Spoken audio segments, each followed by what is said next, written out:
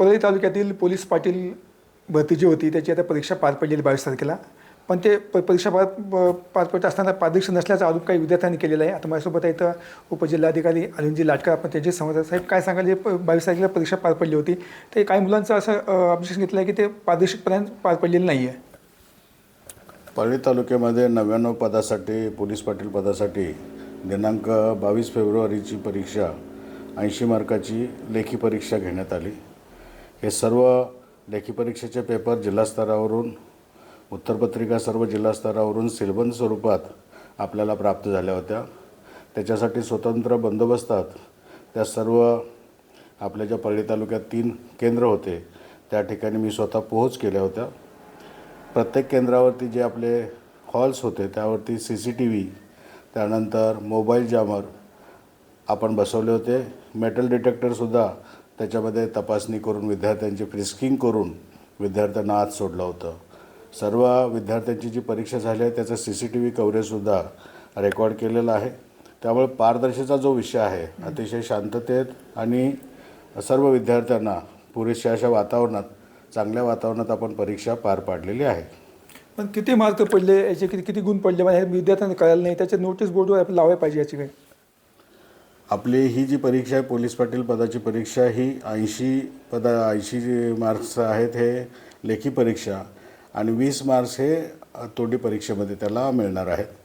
जे विद्यार्थी लेखी परीक्षा दिलेल्या आहेत त्यामध्ये 36 गुण ज्यांना प्राप्त झालेले आहेत, 36 गुण आणि त्यापेक्षा जास्त अशा सर्व विद्यार्थ्यांना आपण मुलाखतीला बोलवलेलं आहे. एकूण परळी तालुक्याच्या पुरतं बोलायचं म्हटलं तर आपल्याकडे 892 लोकांनी अर्ज भरले होते. त्यापैकी 42 लोक ॲब्सेंट राहिले.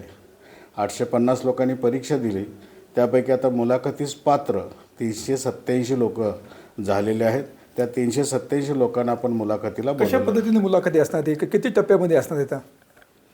मुलाखत ही आपली 5 अधिकाऱ्यांची टीम आहे.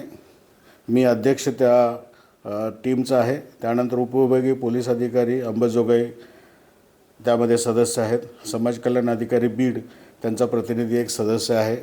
आदिवासी प्रकल्प अधिकारी बीड एक सदस्य आहेत आणि तहसीलदार परळी वैजनाथ हे सदस्य सचिव या कमिटीचे असणार आहेत.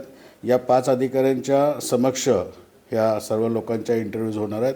20 मार्काची इंटरव्ह्यू आहे.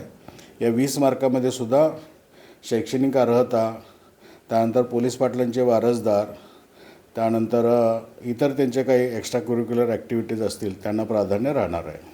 या ठिकाणी पाहिजे जे आता गुणवंताची यादी लावण्यात आलेली आहे, त्यांचं म्हणणं आहे की जे गुणवंत आहेत यांची पण यादी लावा अशी त्यांची मागणी केली होती. मार्क्स समजल्यानंतर पुन्हा तोंडी परीक्षेसाठी काही अंतर्गत दबाव वाढण्याची शक्यता नाकारता येत नाही. विद्यार्थ्यांना एकत्रित निकाल हा त्याचा लेखी परीक्षेचा आणि तोंडी परीक्षेचा एकत्रित निकाल 2 तारखेला डिस्प्ले होणार आहे. सर्वांना जे मुलाखतीस पात्र झालेले आहेत त्या सर्वांना लेखी परीक्षा आणि तोंडी परीक्षेचा निकाल 2 तारखेला आपण प्रसिद्ध करणार आहोत. येत्या 3 दिवसामध्ये 26, 27 आणि 28 या 3 दिवसामध्ये शासकीय विश्रामगृह परळी वैजनाथ या ठिकाणी आपण ह्या मुलाखतीचं आयोजन केलेलं आहे. सर्व विद्यार्थ्यांनी कोणत्याही बाहेरच्या चुकीच्या माहितीला बळी न पडता स्वच्छ वातावरणात आपली मुलाखत द्यावी.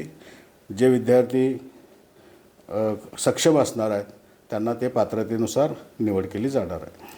तर आपण पाहू शकतो तर 26 आहे, 27 आणि 28 3 दिवस या ठिकाणी मुलाखती होणार आहेत आणि याचा अत्यंत पारदर्शकपणे ही मुलाखती होणार. कुठल्याही याला आश्वासन बळी पडू नये असं देखील आवाहन अरविंदजी लाटकर यांनी करण्यात आलेलं आहे. कॅमेरा पर्सन विकास वाघमारे, मी संभाजी मुंडे, TVN मराठी, परळी, बीड.